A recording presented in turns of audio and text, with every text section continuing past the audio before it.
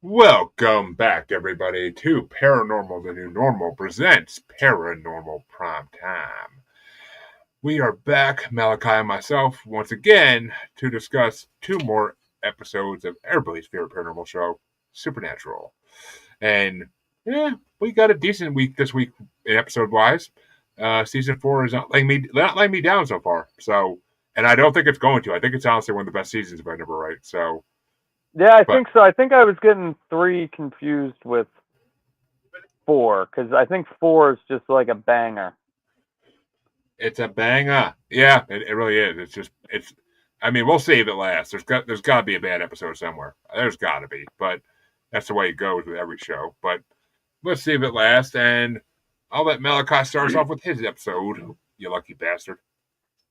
Okay, so like Jeremy was alluding to last week, I've got season 4, episode 3 in the beginning, and this is kind of Back to the Future-esque type of a theme here. It was Oh, written by Jeremy Carver. Huh? it's a straight up ass kissing of Back to the Future. Who are you kidding? It's straight up an ass kissing of Back to the Future with supernatural elements thrown into it. I think we've seen Jeremy Carver It's, involved before. he's a big Not name. as often, Yeah, but he's a big name, so I'm sure he'll be doing plenty in the future. directed by Steve Boyum, which I don't think I've heard, but I mean this seemed directed pretty well, so it might be a name to look for in the future. Um, so we start off with Bad Sammy Boy sneaking out to go meet Ruby, and Dean wakes up and Cassie he's having a nightmare about his time in hell. And he wakes up and Castiel's just sort of sitting there like a goofball, looking around in his little trench coat. And Castiel basically touches Dean on the forehead, and then Dean immediately wakes up on a park bench with the cops saying, "You can't sleep here." And Dean's just waking up, like, can't sleep where? He thinks he's in his hotel room, right? So he stumbles into this diner. He's trying to get cell phone signal, but the cell phone doesn't work. He stumbles into this diner, and he meets this brown haired guy sitting next to him. They're making small talk, whatever, whatever. Um, Hold on, let me get up here. Cop. I gotta get to the notes here. So as they're sitting there, I don't remember what the hell Dean. Oh, he's the fucking guy taking the orders comes up and he's dressed all fucking goofy looking. And he's like, "Hey, Sonny and Cher broke up," and both the guy he's sitting next to and the cashier server guys like, "Sonny and Cher broke up? What?" That was hilarious. So he keeps going through little things like this. He's talking to the dude his age, similar kind of look, and he finally finds out this guy John sitting across from him tells him that he's in Lawrence, Kansas, and he's like, "What the fuck am I doing in Lawrence, Kansas?" And then he sees a newspaper, and it's 1973. Well, So then, first he sees the headline that says Nixon, and he's like, "What?" yeah, like recap. But so then some guy in the back calls for Winchester, and both the guy Dean's sitting next to and Dean both look. And then that dude walks up there and he finds out it's John Winchester when Which is John Winchester was Dean's age. a straight Back to the Future reference. Yeah, that's even with the mom and the hots and there are I think there are 6 Back to the Future references in this episode, like direct references in this episode. Which actually you didn't mention it because you probably didn't realize even, but the billboard for Tab Soda on the bench he was sleeping on I is saw that. that's the first thing that's what Marty tries to order when he gets to the diner in Back to the Future. Okay, yeah, my wife like, just watched it. I didn't pay much attention. And they're like, and when he orders it, they're like, "Tab, what's tab?" Because The it's the 50s. 50s. Yeah, so tab doesn't exist yet. But That's and funny. I think they screwed up that scene though. It would have been hilarious if they did like the Zack Back to the Future scene where like somebody wanting to fight John Winchester, but he can't fight for shit. So like Dean hops in and knocks them all out. Well, it's kind of similar in the regard of the fight because John Winchester is talking about he just got back from Vietnam, and the Yeah, guy's asking about him, so he was over in Vietnam fighting. But so Dean finally just figures out what the fuck's going on, right? Like he's back in the future somehow. This has never happened. They're used to hunting vampires. So kind of following his father when he gets outside, and then he runs into Castiel again. And Dean's like, "What the fuck? Am I dreaming? Like, what is this? An illusion? What are you doing?" And Castiel says, "No, you're back here, and you need to stop it." And Dean, "Stop what? This is the second time Castiel's told him to stop something, and he has no idea what the fuck to stop." So Dean ends up following John to the parking lot where John is about to buy a fucking Volkswagen bus, which I would love to have one right now too. But Dean convinces him to buy Baby and says, "Hey, this car is still going to be kick ass in 40 years, dude. This is the one you got to buy." But my girlfriend, aka Dean's mom, wants him to buy a Volkswagen bus. Dean talks him into buying Baby. So we get through all that. Oh, Dean introduced himself as Dean Van Halen. I guess that's kind of a little spot. But when he's in the car lot with John before he buys the car, he's asking him like, "So have you smelled any sulfur? Hey, I was pretty hungover in there. Were there any cold spots?" Like all these crazy hunter questions. And John just thinks this dude's a fucking nut job. So after John buys the car, Dean's follows him to his girlfriend's house, where he finds out that this is Dean's mother, and he says, "Sammy, Mom is a hottie. I'm going to hell again for this." That one was pretty funny.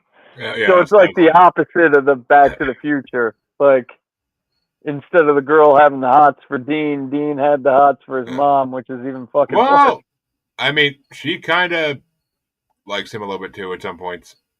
But I don't know if it's because she's seeing like something in him that she doesn't know what it is, or if she actually has interest.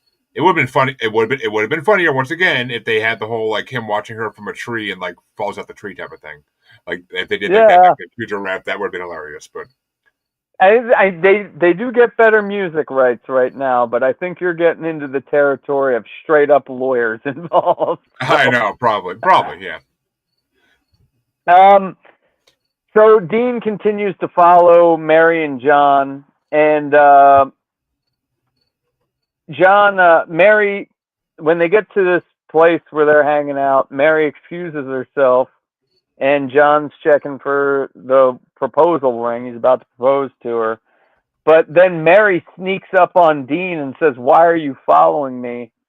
And then Dean and his mom get into some crazy ninja graphic fist fight thing happening. And Dean finally manages to, get her pinned. And he sees that she's wearing this charm bracelet with all of this like hunter symbology. And he's like, "Mom was a hunter?" So, he tells him that he's a hunter too, and Dean goes with Mary home, and this is where he meets his grandfather, Samuel. And then we're gonna get to a funny part.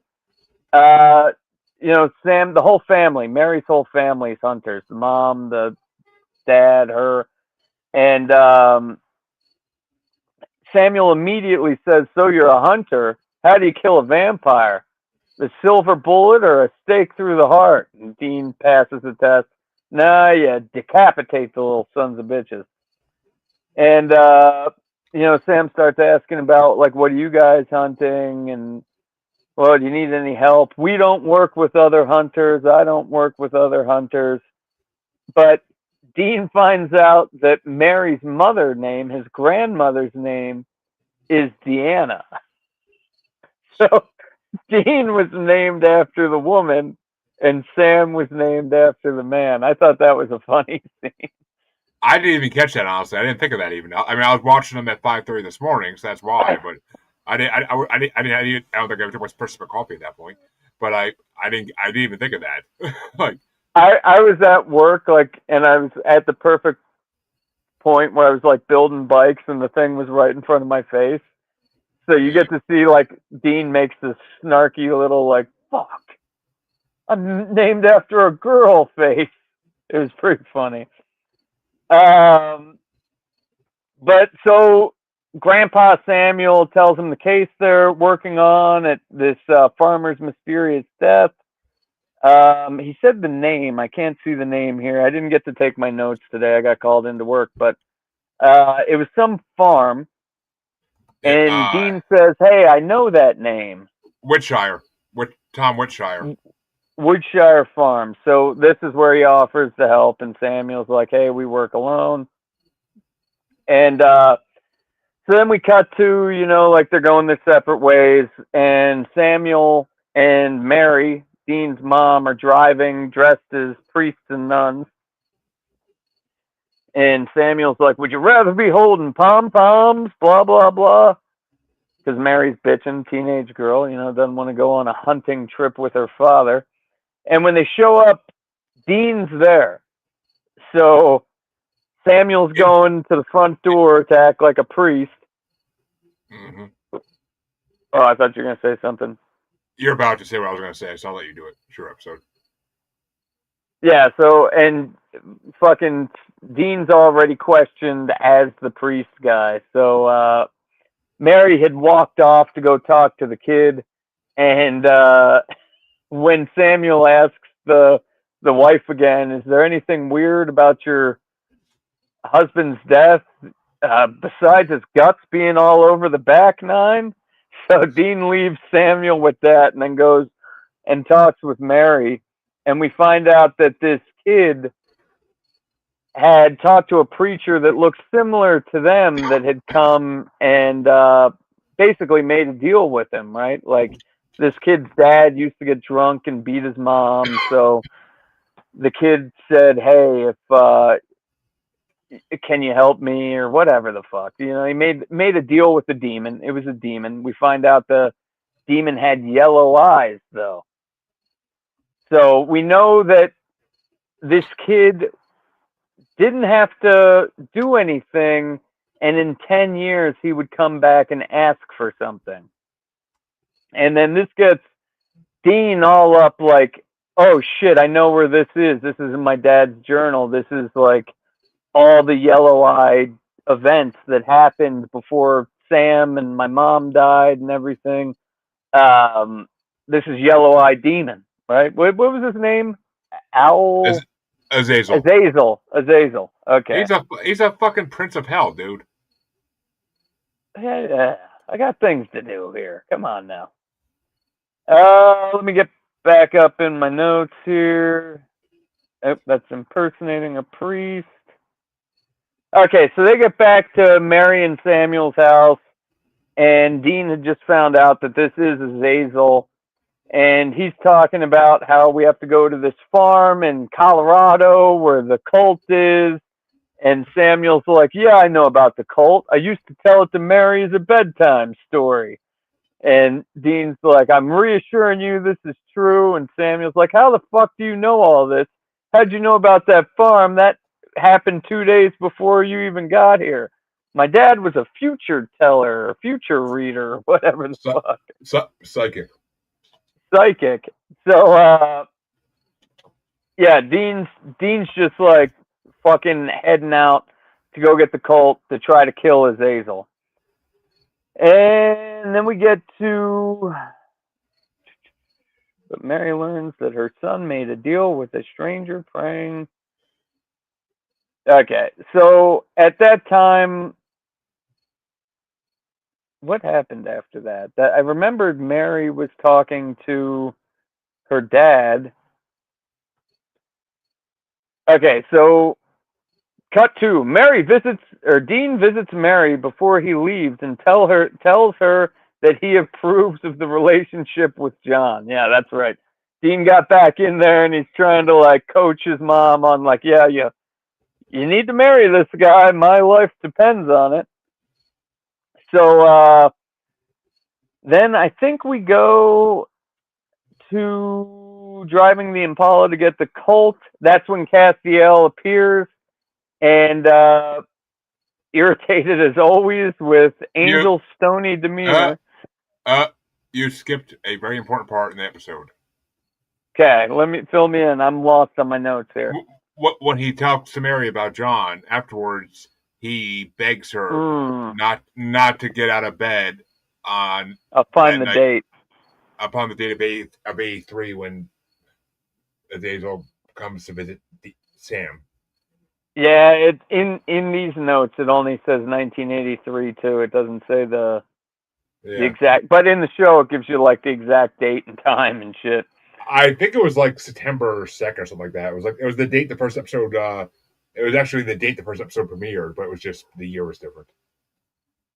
Okay. Well, so Castiel shows up in the car while Dean's driving, and Dean's like, "Why the fuck didn't you bring Sam? Sam would have loved to get in on this action." And this is where Castiel gets a little like, "Are you sure your brother would want to do this with us?" And kind of, I got just the feeling that like Castiel was hinting around to like, your brother's out doing bad shit, motherfucker. He's like, we'll get to that at the end of the story, but like he's kind of telling Dean like, this isn't what you think it is. So then we cut to Dean. He's stealing the Colt from Daniel Elkins. I remember that name, and I got Colorado right. And okay, and then we cut back to Samuel and Mary talking like, well, where's Dean going next? And Samuel's like, some farm out there, yada yada yada. And Mary says, in this town? And he's like, yeah, that's the one. With this person? Dad, that's my friend. We gotta go save them. So do. Yeah, this is where I'm mixing it all. Yellow-eyed demon who's been possessing. I thought this happened different. I thought. Okay, so I guess these notes skipped over the whole like Dean stealing the Colt and saying, "Hey, Yeah, I need to take this. It'll be with the whatever the fuck their last name is. Shoot me if you're gonna shoot me." Bullshit. he stands up to Daniel Elkins and is just like, he basically like it's almost crying, saying like, I need to save my family this time. I'm taking this. If you know these hunters in Kansas, no, well, Yeah. that's where we'll be. Go come get it in 2 days. Yeah, so I normally I do the notes. I didn't have time this week, but that skipped over this whole part. So now we're back to her friend. Her dad has some sort of cancer shit, can't save him, and then we find out that the doctor is actually the yellow-eyed demon and makes her this deal, the same deal the kid got offered. Well, I can save your dad. I'm just going to need something from you in 10 years. You're not going to miss it. Just trust me, and I can make all this shit go away. And,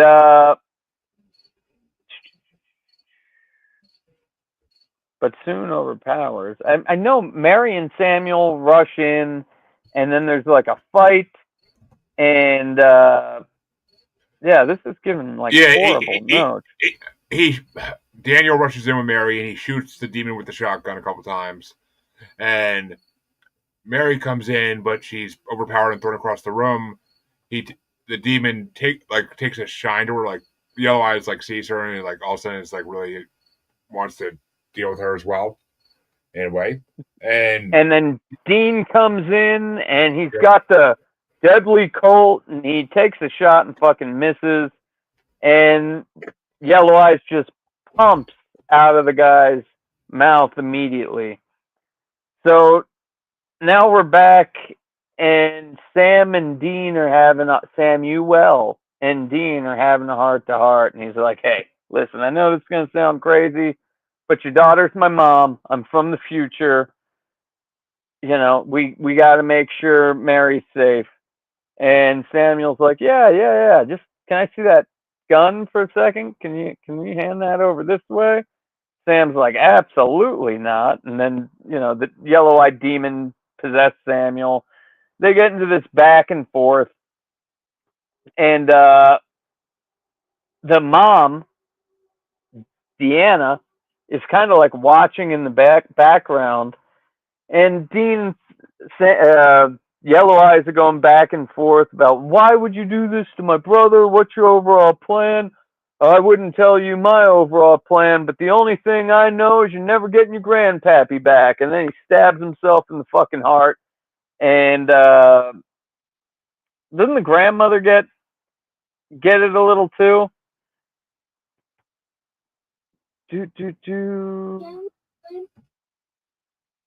Grandpa Samuel.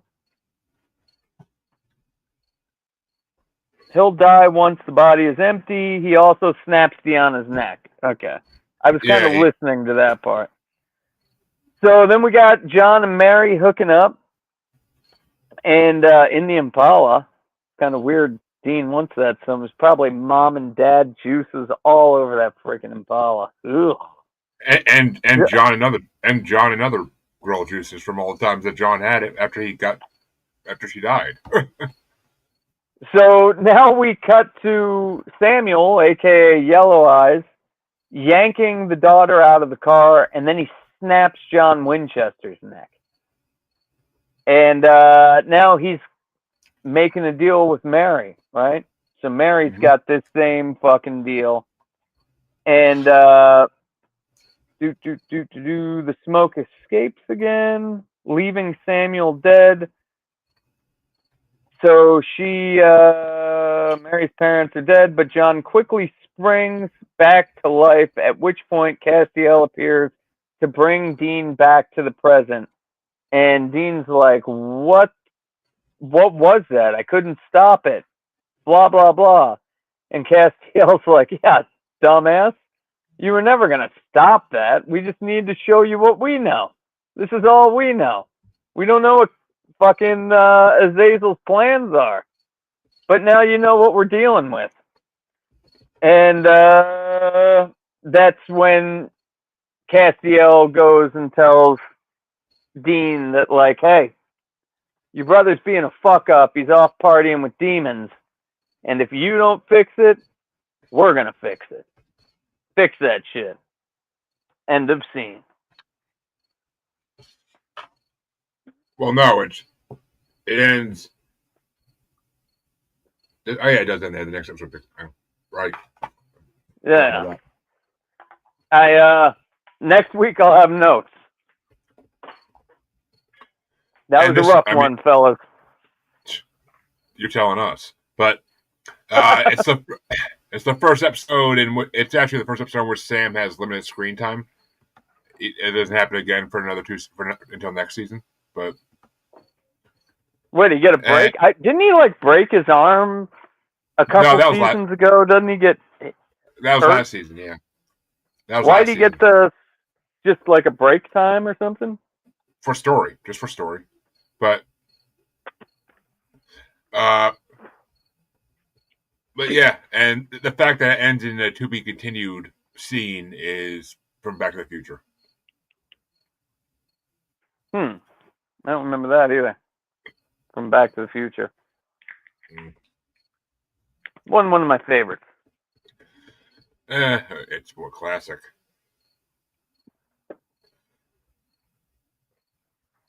I would give that a 4.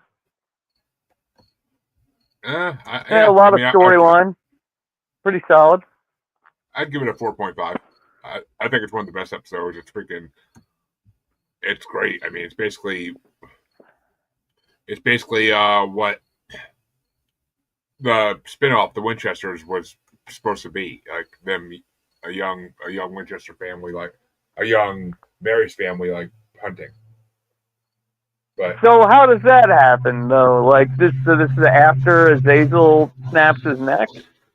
well, no, he gets restored back to life, according to. Yeah, I know he gets restored back to life, but like in the Winchesters, because I still have to watch the last one, but I watched all the others. It just doesn't. I think it's after all this happened because it's called the Winchester, so I think it's when John and Mary are first married.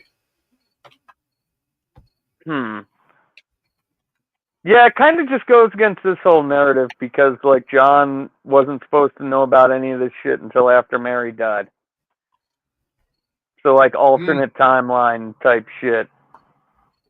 No, you gotta imagine that he told her that she told him what her family did at some point.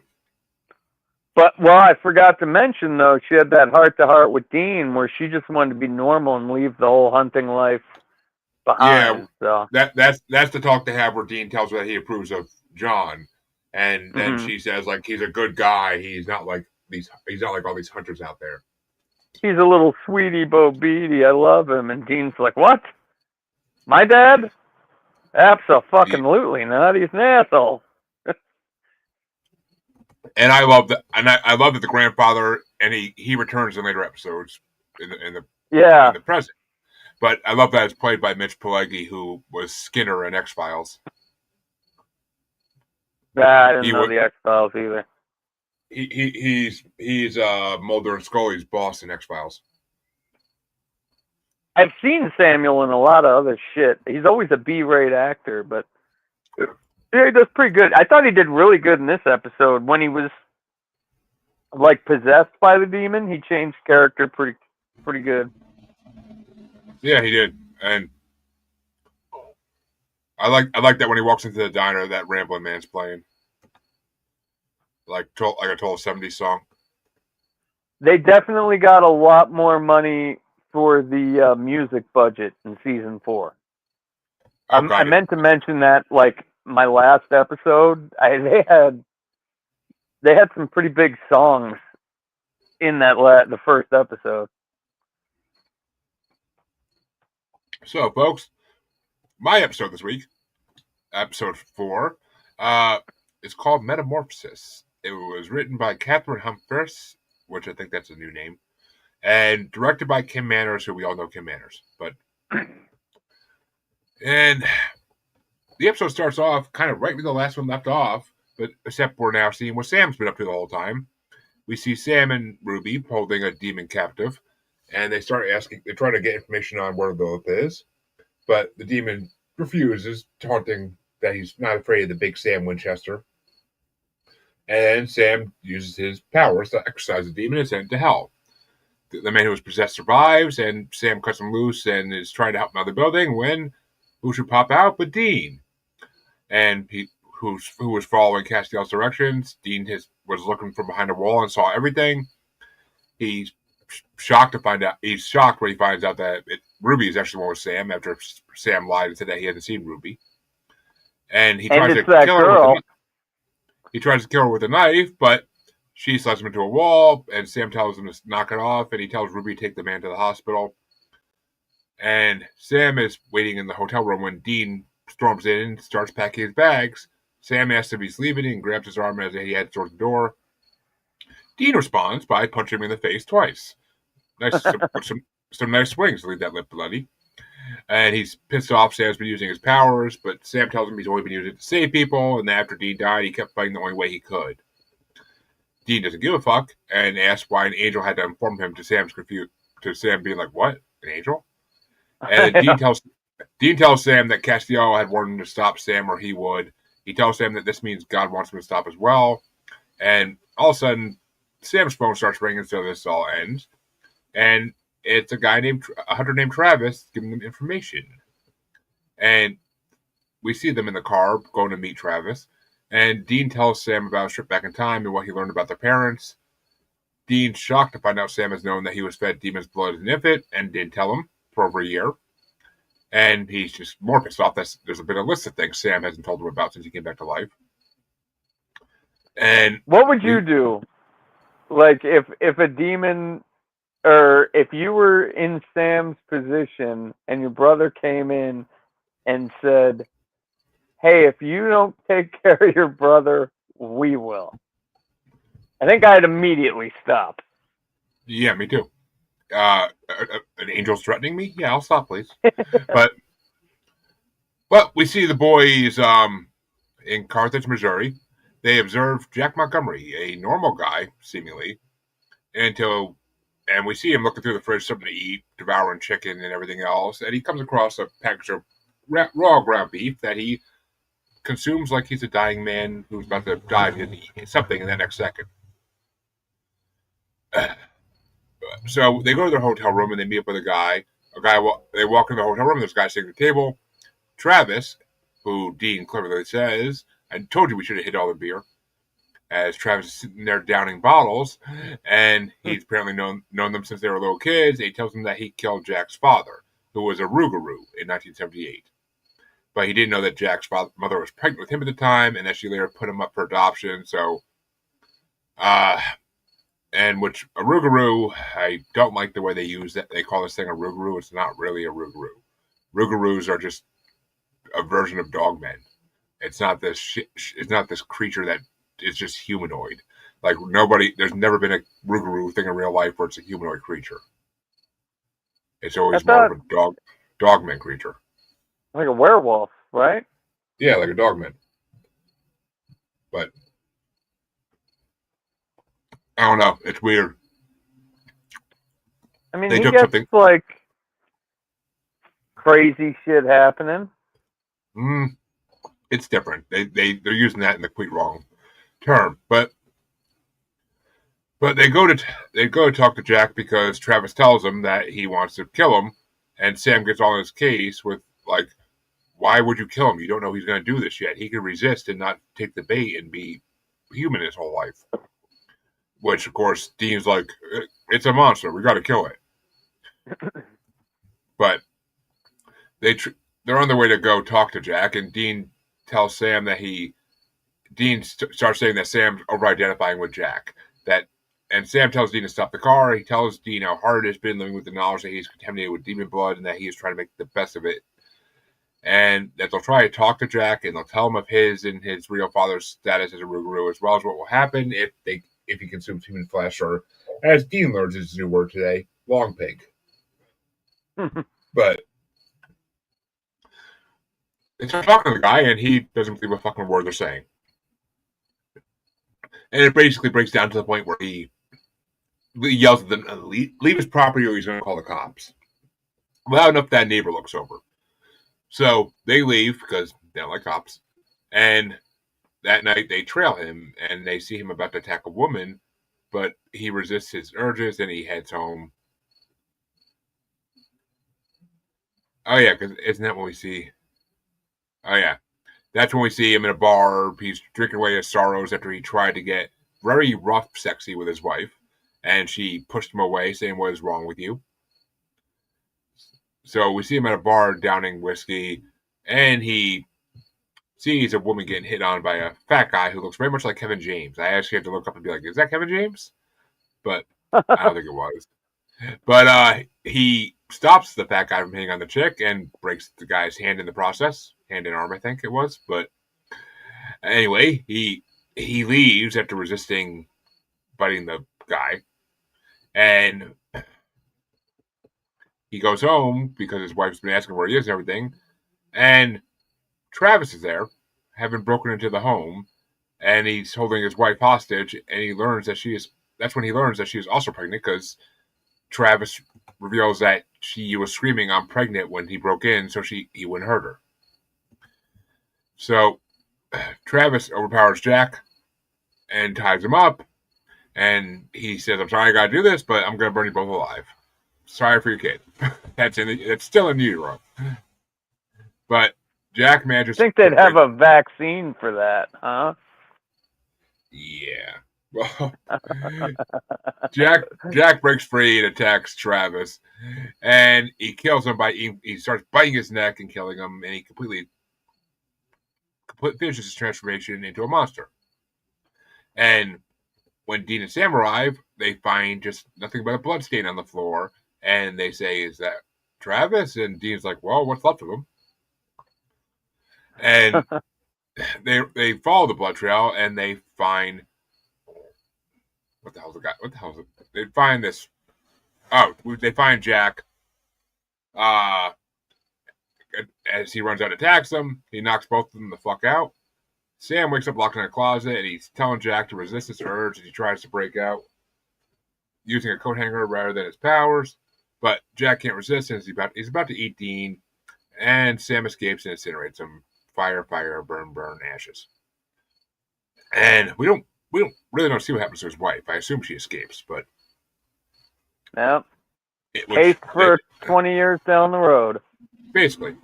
But in the Apollo, Dean, in a gay meter of like 2, Dean apologizes to Sam for being hard on him, but Sam says that he doesn't want to talk about it anymore. He has made a choice, not for Dean or God, but for himself, to stop using his powers. After school special over. Hey, I will say, if we're having a guest host, they have to put up with the gay meter. That stays. We'll see how that goes. But this episode has a first. It's the first time that Dean calls Castiel Cass. Ah. Yeah, I guess he's been calling him like fuckhead and shit, huh? Not yet, but that comes. And Sam says he's going to give us powers, but we'll see if that actually happens. Fingers crossed, people. But, and actually, apparently this is the last episode in the series to be directed by Kim Manners. Oh, damn. She was big so far. She passed away. Oh, shit. How old was she? I'll look that up. 58. I'm looking at it right in front of me. 58.